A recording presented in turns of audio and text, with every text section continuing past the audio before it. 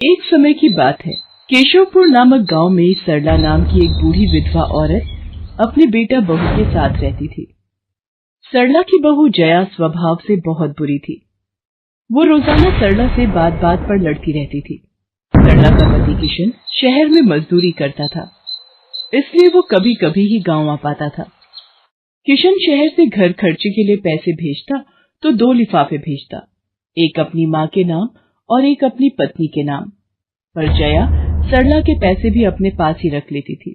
ऐसे ही एक दिन, ये सरला देवी और जया जी के नाम के मनी ऑर्डर हैं। लाओ लाओ भैया, जल्दी से मुझे दे दो। ये सरला देवी के हस्ताक्षर करके ही उन्हें मिलेगा।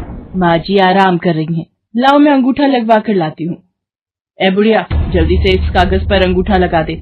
भैया मनी ऑर्डर मुझे दे दो। जया सारे पैसे अपने पास रख लेती है और अपने और बेटे बिट्टू के लिए खाने पीने की चीजें खरीद लाती है। माँ बहुत भूख लगी है।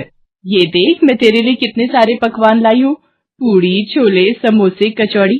चल हम दोनों मिलकर खाते हैं, मजा आ जाएगा। जया बहू, बहुत भूख लगी है, सुबह से कुछ भी नहीं खाया है। अगर थोड़ा सा कुछ खाने को मिल जाता तो। पता नहीं इस बुढ़िया को कितनी भूख लगती है, जब देखो हम माँ बेटे के खाने पर नजर लगाती रहती है। ये ले पकड़, आधी कचौड़ी दे रही हूँ, अब रात तक कुछ खाने को नहीं मिलेगा। और तुझे तो मैंने बोला था कि कपड़े धो देना, तेरे से अभी तक कपड़े नहीं धुले। ये कचौड़ी खाकर चुपचाप सारे कपड़े धो देना, नहीं तो मुझसे बुरा कोई नहीं होगा। बेचारी सरला कचौड़ी का एक टुकड़ा खाकर भला क्या पेट भरती। वो फिर से दोबारा काम पर लग जाती है। एक दिन किशन शहर से वापस आने वाला था। जया को पता था कि जब किशन सरला से पूछेगा कि वो उसे पैसे बराबर भेजता है तो उसे मिलते हैं या नहीं। ये बात सोचकर जया थोड़ा घबरा जाती है और वो सरला से कहती है, ओ बुढ़िया, अगर तूने अपने बेटे से कहा कि तुझे उसके भेजे हुए पैसे नहीं मिलते तो मुझसे बुरा कोई नहीं होगा। वो तो एक दिन रहकर चले जाएंगे, उसके बाद जो मैं तेरा हाल करूंगी ना, फिर तू देखती रह जाएगी। इसलिए अपने बेटे के सामने दुखड़े रोने की कोशिश मत करना। नहीं बहू, मैं किशन को कुछ नहीं कहूंगी। माँ, मैंने तुम्हें पैसे भेजे थे, वो तुम्हें मिल गए थे ना? अरे आप बिना कैसी बातें करते हो, माँ जी को मैं बराबर से पैसे देती रहती हूँ। माँ जी ये लो गरम गरम पनीर के पकौड़े, आप भी खाओ।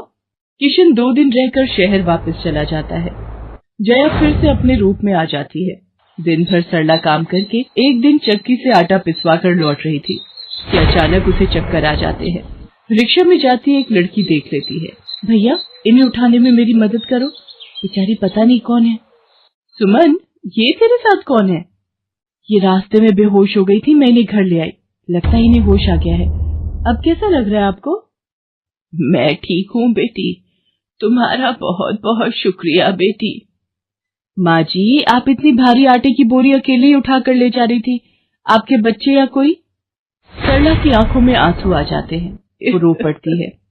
माँ जी, कोई परेशानी है तो आप हमसे कह सकते हो, मुझे लग रहा है आप बहुत परेशानी में हो। क्या करूं बेटी, मैं इस जीवन से हार गई हूँ। सरला के दुख का घड़ा फूट जाता है और वो सारा दुख सुमन और बाकी लड़कियों को बताती है। अब इस संसार में जीने की कोई इच्छा नहीं है मेरी। माँ जी, ऐसा मत सोचिए, आप जीवन से यूं निराश मत होइए। अब आप अपनी बहू के पास वापस मत जाना, आप यहाँ हमारे साथ रहो। बेटी, तुम बहुत अच्छी हो, भगवान तुम्हारा भला करे। तुम लोग यहाँ गांव में रहती हो क्या? जी माँ जी, हम मेहंदी वाली हैं, हम लोग मेहंदी लगाने का काम करती हैं और आसपास के गांव और शहरों में मेहंदी लगाने जाती हैं। क्या मैं भी ये काम सीख सकती हूँ?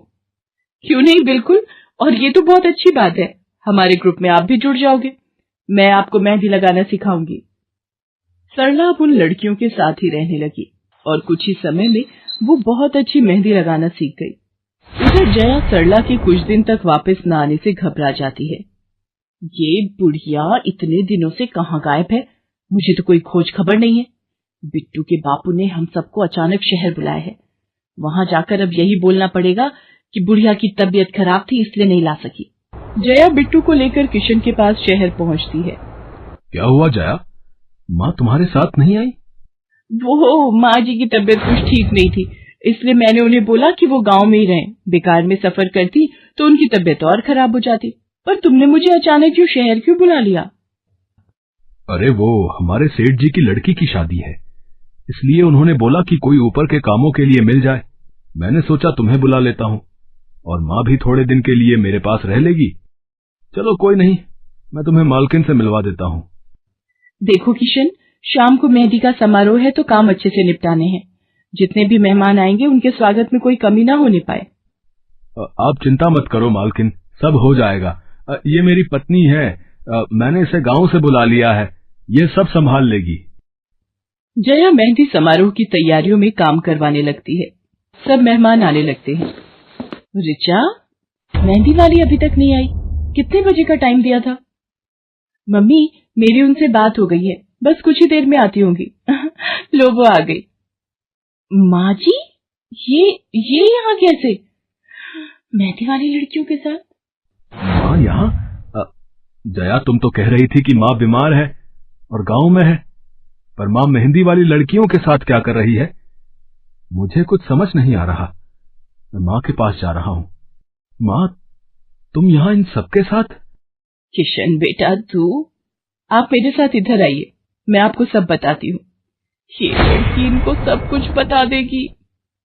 शायद आप नहीं जानते हैं, आपकी पत्नी ने आपकी माँ पर बहुत जुल्म किए हैं, इसीलिए ये बेचारी अपना घर छोड़कर हमारे साथ रहने को मजबूर थी। सुमन किशन को सारी सच्चाई बताती है। सरला की आंखों में आंसू आ जाते। किशन सबके साथ जब घर आ जाता है। जया, तुम्हें शर्म आनी चाहिए। तुमने मेरी माँ के साथ इतना बुरा व्यवहार किया। तुम्हारी वजह से मेरी माँ दर दर भटक रही है। अब तुम मेरे साथ एक पल भी नहीं रहोगी। बिट्टू को मैं पाल लूंगा। अभी के अभी अपने मायके निकल जाओ। ऐसा मत कहो, मैं आप लोगों के बिना कैसे रहूंगी? मुझे माफ कर दो, मुझे माफ कर दो, मेरे से गलती हो गई। माँ जी, मुझे माफ कर दो। किशन बेटा, मैं किसी से भी नाराज नहीं हूँ।